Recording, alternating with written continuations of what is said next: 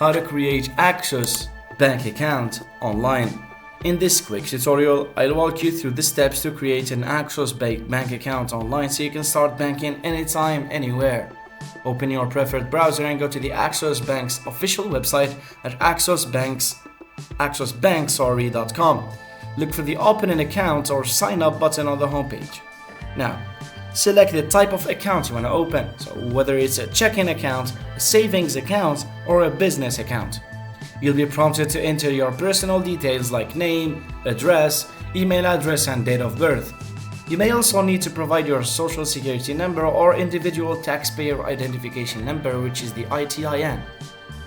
Create a username and a strong password for your online banking access. This will secure your account and ensure your personal information stays safe. To comply with the regulations, Axos Bank will ask you to upload a valid ID, like your driver's license or passport, for identity verification. If you're transferring funds, you'll need to link an external bank account, so enter the details of the bank account you want to use for deposits and withdrawals.